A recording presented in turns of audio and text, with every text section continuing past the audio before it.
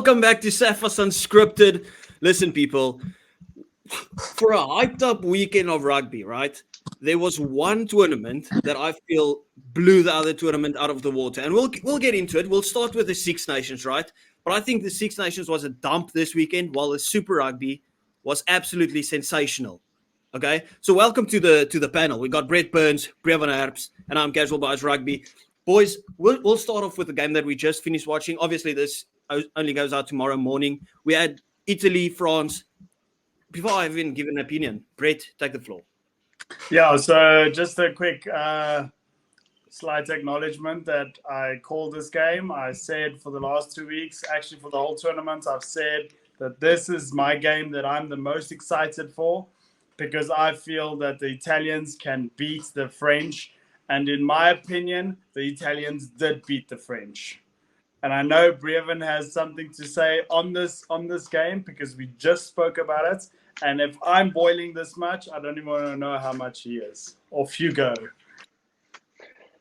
Listen, I'm sick and tired of World Rugby 1 because I guarantee you nothing's going to happen about this. Who cares? It's Italy. Oh, well. Second of all, surely an under-9 player understands you cannot charge down a penalty. Surely a referee knows. Let the oak retake because you cannot charge down a penalty. Third of all, once he charges it down, he stops and he doesn't move. He moves back 2 meters, like about a meter back. Now, technically, he's offside because he's not 10 meters back. So that's a new penalty. Take it even further and closer to the posts. But guess what? World Rugby will say nothing. They won't even apologize. And second of all, French will be like, yeah, we got away with one, blah, blah, blah. This is the second time the French have got lucky. They should have one win. Sorry, zero.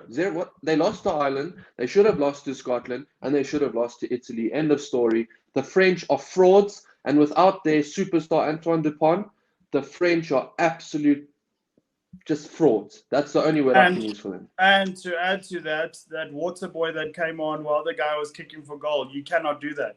There's not allowed to be a water boy. The commentators called it out as well. Sorry?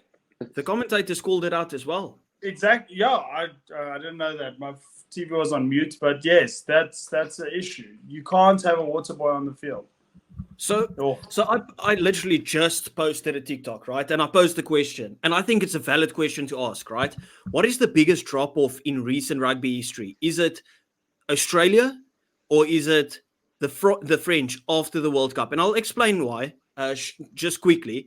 Australia were plagued with injuries, right? Just when their drop-off started. I think there was a point where they had about 19 injuries, and that was still with the previous coach. And then they had to do the end of the year tour. They had to do the end of the year tour and everything. Still got a victory over Wales with a massive comeback. Obviously, they lost to Italy as well, right? And then they just couldn't fix it.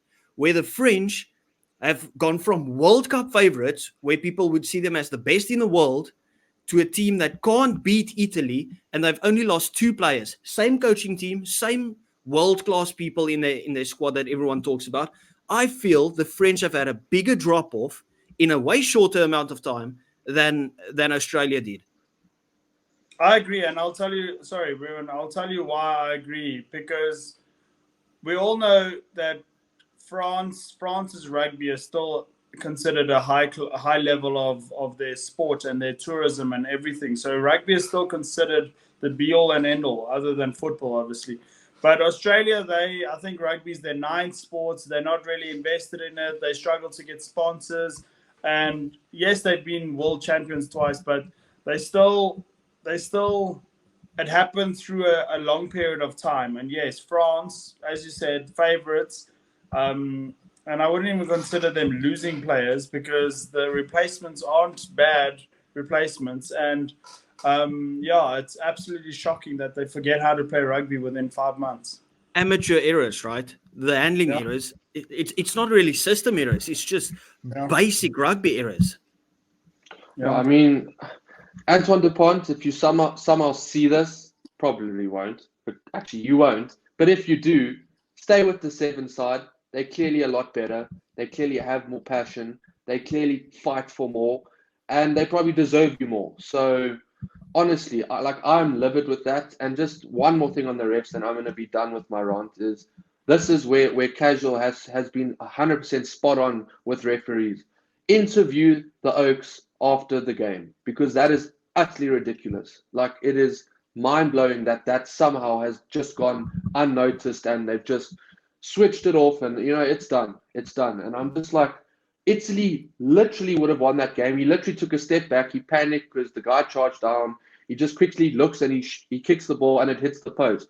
He's obviously going to get it if he's hit the post there. But if he puts a bit more attention to it, then But I'm done with my rant. Let's just just to top that off, like the thing is, like, the first step needs to be there should be interviews with refs, but then also they have to get in the right journalist to ask the right questions, not to go out there and protect the refs. I'm not saying slate the refs or anything. I'm just asking, pose the right questions, ask the ref. Listen, what was the reason that he couldn't get that kick over, take that kick over at the end because of these factors? Like, not there to punish the refs or anything. But let's move on to another disappointing game in the Six Nations. And Brevon spoke about this being the second biggest game to watch, or when you talk about rivalries and stuff. We had the Calcutta Cup, and I thought this was a horror show, an absolute horror show. I took a note yesterday, right, after 11 minutes, and I thought, okay, if you remove that Furbank try, this game is dead at the moment. Like, it's dead in the water. What can you even say about it? And that continued for about 60 minutes, 60 to 65 minutes. It felt like the game never found its feet. Errors after errors after errors. Boys, what are we thinking about this? Revan, you can go first this time. Look, I'm on a different side of that. I can't agree that I didn't enjoy the game. Maybe it's because of biasness, because obviously, look what I'm wearing. But look, me and Brett called a narrow English win, and realistically, if England just stayed the way they were, that's what would have happened. England had the game in control, and all they had to do was just do the same thing. But obviously, a Safa comes to the rescue in Dupont van der Merwe. And listen, some great tries. I must be fair, some great tries. And I enjoyed the game. I thought, obviously, at a stage, I agree, it was quite dead in the mud, and it felt like very stagnant, a lot of errors. But like, I've seen the Springboks go through the same thing at stages as well. So look, it's normal. We saw the Springboks at times in the World Cup also make a few errors at points in games. But yeah, Scotland at the end of the day, just ultimately, I think at the back of our heads, all three of us, we kind of thought if Scotland are at their best or somewhere near their best, they will beat this England side. And that's exactly what happened. So I'm happy that the Scots have won now 4 Calcutta Cups in a row, and the English are in the mud. Yeah, and for me, if you look at the English performance, I think that what they really, really lacked, and obviously I always bring something like this up because it's my position, they lacked a general in that backline. I think that just a little bit of pressure on George Ford, and he panicked every time. There was one part they rushed up. He had more than enough time to get the pass away, and he held on to it and just went backwards 3 or 5 meters. So I think that he couldn't handle the pressure of trying to get back the Calcutta Cup. So I think he was their downfall, to be honest. If they had any other fly-off, they would have maybe been... It would have been a different ball game, but that game was not organized. And this is where I agree with Casual, because it wasn't organized from either side. No. I think Duan's tries came off scraps. Smash and grab. That first off was proper smash and grab. Yes, yeah, I agree. So that's my thoughts on the English actually losing that game more than Scotland winning the game. Yeah, I agree with Brevon. Obviously, the Saffers love breaking the English hearts. It is one of those things. People are used to it by now, right? But the whole thing for me is, like, we build this up, and we said it in the preview, right? Both teams' defense look attackable. If you understand, like, you can get at the defense. Their defensive lines aren't that good. The defense is very vulnerable, right? And neither team decided to listen. Let's actually attack that. Especially, I was so surprised that Scotland decided, listen, every time we get the ball, we're just going to kick it for whatever reason. Why did England decide, listen, let's bomb balls into the air while Blake Hong doesn't look like he's going to drop a ball for the next 100 years? Like, just why didn't the strategy change after the first half? I think just because of the hype around the game, you have to put it in perspective, right? Just because of the hype around the game, then you can say this was an absolute dull game just because of what your expectations were for the game. If this was South Africa versus Wales, we never put a hype around that game because we know we always perform badly against Wales. But this is the Calcutta Cup. This is rivalry. You want to go out and you want to see big hits. You want to see great lines run, all those type of things. And I just think overall that was so disappointing compared to even the game between Ireland and Wales. That felt more like a rivalry than this game. What was your thoughts and opinions about the Irish game? Yeah, the Irish game for me, I was, I don't know, I'm going to be a bit contradicting, but I was extremely bored during that game. Obviously, good tries. The score was quite 31-7, I think. Quite a bit of a hammering. But yeah, there was too many parts in the game that I got bored, and because I think the way I looked at the game was it was a formality for Ireland. Like, it's Wales don't stand a chance. It's going to be, this is another warm-up game for when they play Scotland, because I didn't feel that game at all. I actually agree, but one thing I can say is, look, that scoreline could have been a lot worse towards Wales, but I will commend their efforts on defense. I think that they held Ireland off quite a bit on defense. And I said it would be about a 10-point game, and then Ireland would run away with it. And that kind of did happen towards the end there. Obviously not at halftime, but just after halftime. But yeah, I mean, it's Ireland is the best team in the Northern Hemisphere, and you got to give it to them. But like I said, the rest are also performing quite poor. I mean, Ireland have been consistent. The rest are all, we can show a glimpse, and then we're back to being poor. So, look, it's going to be a good game when Ireland meets Scotland. Obviously, we also hyped that one up for the World Cup, and Ireland absolutely steamrolled the Scottish. But look, I mean, I commend Wales for their defense at times in that game. But obviously, it's just the side that still has so much work to do. I mean, Gatland has a lot of work to do with that squad. And I feel like once he gets his system right, they could be a bit better.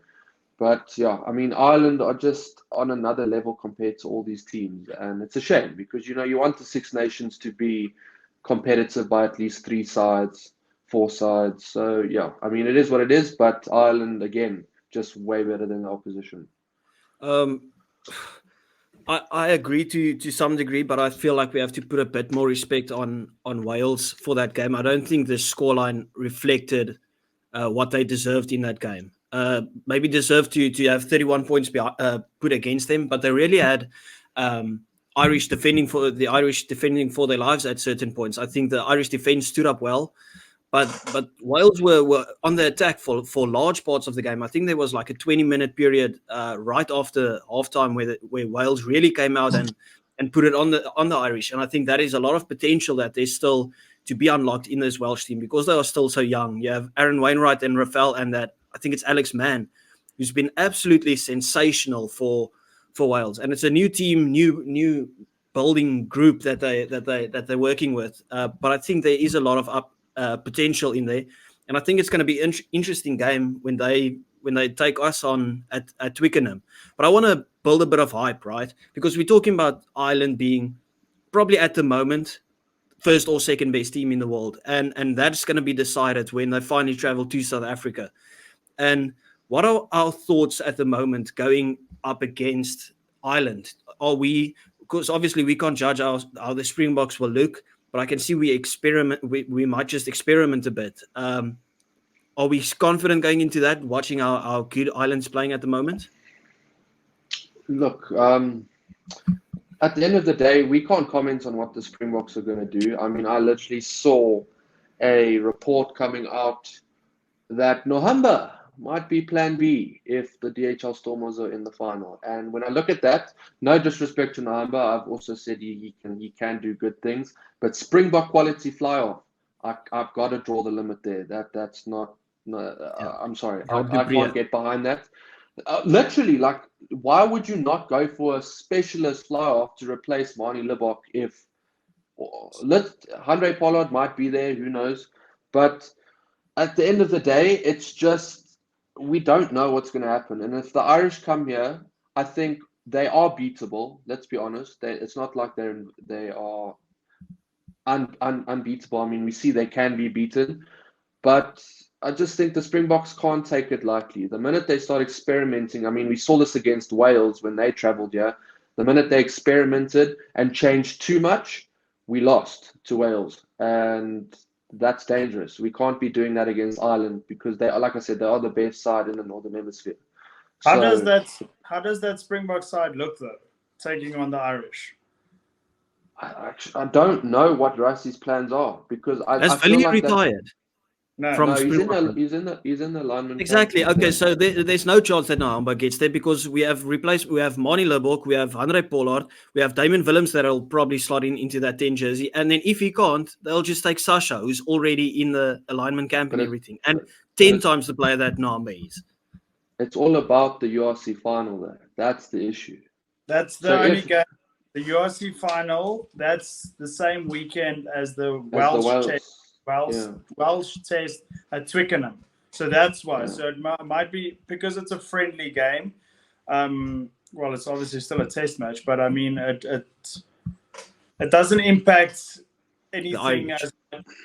So there, I suppose you can experiment, but I'd rather, if push comes to shove, I'd have Willie Leroux at fly half. If there wasn't anybody else. Faf de Klerk at fly off. No, shush, man. So I'd rather have Willie Leroux than an Ohamba. I wouldn't want to, because we spoke about how we want South Africa to have the perfect season. And I think Nohamba, yes, he's a great player and he's actually on form. I'm not going to say he's a great player. He's a good player that's on form. Can potentially become a great player, but not, like you said, not as a Springbok fly half in the Northern Hemisphere. Would you rather take Johan Goosen, who's already played there, instead of Nahamba, Brett? Just quick, yes, no? Yes, 100%. Okay, so we spoke about the Six Nations and stuff, and as I said in the first video, I compared two tournaments, right? And the second tournament that I felt absolutely blew the Six Nations out of the water this weekend was Super Rugby.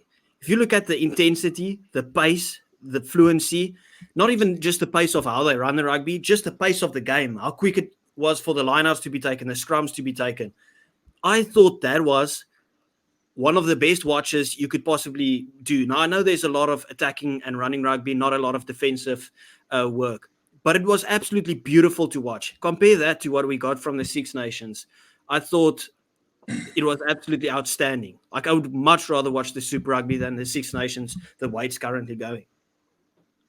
The only differences with Six Nations and Super Rugby, and obviously this is the most obvious thing I can say, but one's Test Rugby and one is like not Test Rugby. So the way a team approaches Test Rugby is obviously very different. You have to be composed and slow down, and your defense must be top notch. And this is like the be all and end all of your country. When it comes to Super Rugby, it's people are vying for an international jersey, so they're going to be much more experimental. They're going to take much more risks. They're going to see how far they can push themselves just pre being dropped. So that's why Super Rugby will always be more exciting than Six Nations, but also Super Rugby New Zealand is more exciting because that Rebels Brumbies game was probably one of the worst rugby games I've seen in my entire life. But Reds and Waratahs was outstanding. No, I didn't say them because of that reason. So shush. Look, I mean, obviously on Friday there were 3 games, and I was at the office, and I had the game on my DSTV platform next to me while I'm working, and I really enjoyed the Chiefs Crusaders game. I mean, DMAC. I mean, how is he not the 15 for the All Blacks. I just got to put that out there. Hopefully Scott Robertson sees something there. And I've always been a firm believer, especially in All Black rugby, your 15 and your 10 need to kind of know how to interchange. And that's why I would genuinely have Beauden Barrett as the 10 and I would have DMAC as the 15. And I've always been a firm believer in that.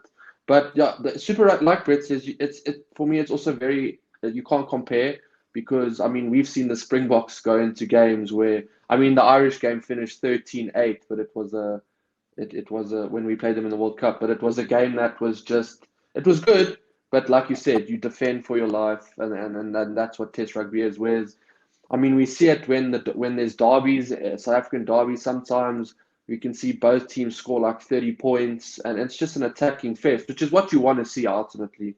But I think Test rugby is just okay. It's very different to club rugby, obviously. Yeah, but my point is more based on the terms of in terms of like viewing it, because I think there was more errors made in these three Super Rugby games, these three Six Nations games, than there were in all of the Super Rugby games combined. In terms of kicking the ball out directly out on the full, knock-ons, stupid high tackles, stuff like that, right?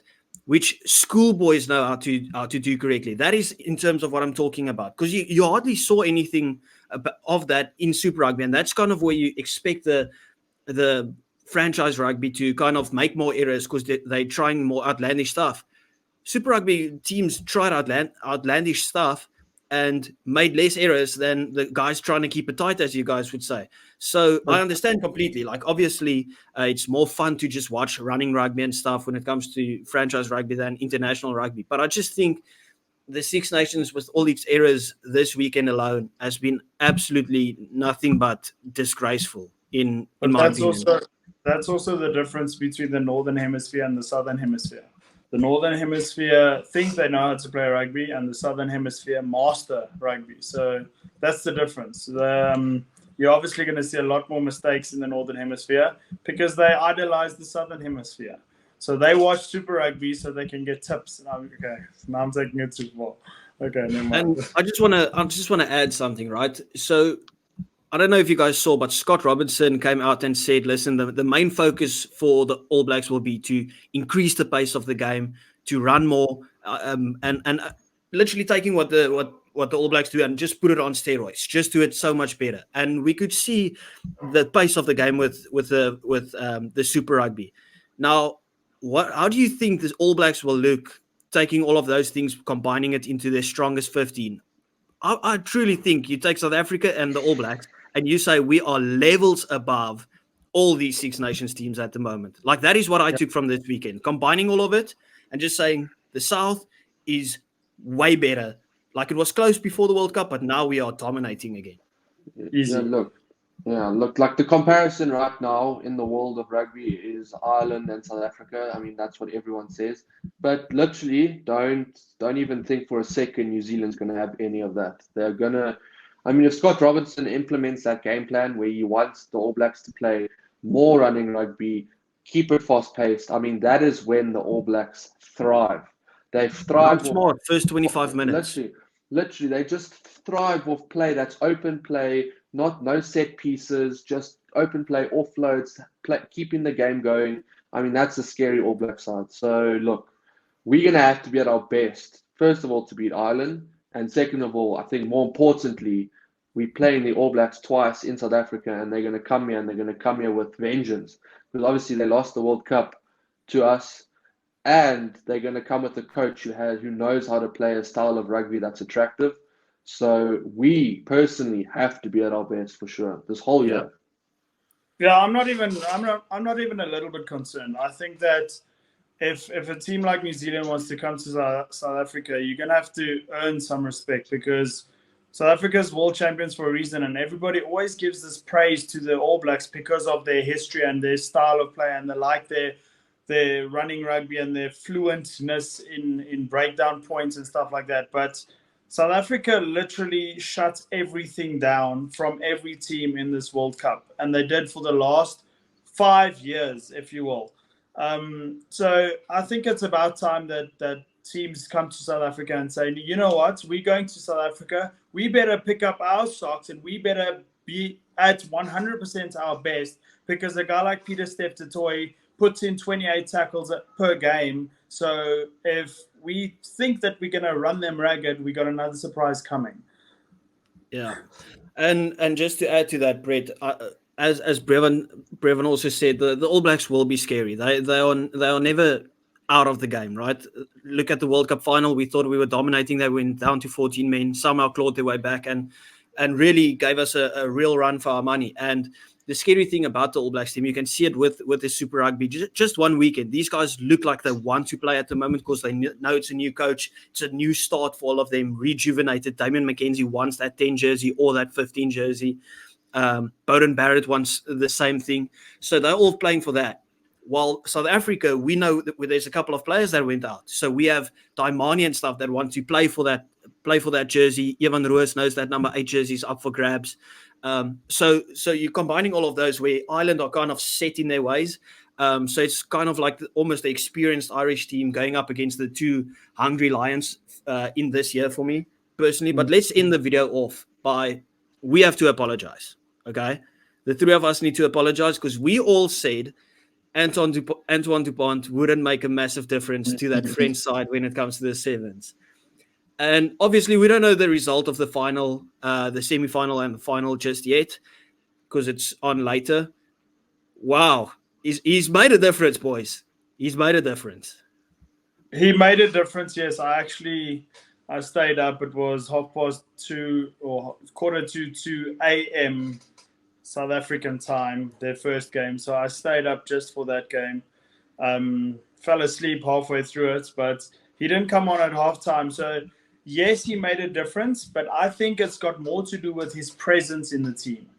Because when the first 2, the games that he didn't start, the French did okay. They did well. They were still leading at halftime. So it's not so much that he's making all these trick plays and scoring all the tries and being the hero. He did, however, score in the quarterfinal to win the game. But he's actually, I think they acknowledge that his presence is very vital, and that's the key factor for them at this point. Still early days. Yeah, look, I mean, looking at the try he scored in that quarterfinal, it's just intelligent from him. Like, it's nothing special, but his rugby brain is just obviously that much better than a lot of players. I mean, knowing to look where you want to pass, but okay, I'm going blind. I mean, it's great work from him. It's good rugby knowledge. Obviously knowing how to read a game. And obviously, yeah, I mean, apologies to Antoine Dupont, because obviously the guy's a great player. I don't think any of us believe he's a terrible player. I think we know he is the best scrum off in the world. I think we know he's the best player in France. And look, I mean, hopefully they can go quite far in that 7th. I mean, hopefully they can even go to the final. I want to see Antoine Dupont play more. And yeah, kudos to him.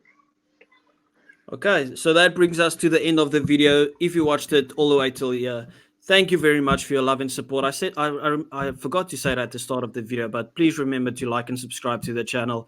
We appreciate each and every one of you guys. This was a bit of a rant because we are annoyed because there was such a build-up for this weekend and we felt the one tournament really let us down. And the Blitzbox let us down. So it's just adding fuel to the fire. Thank you very much for watching and we'll see you next time. Goodbye.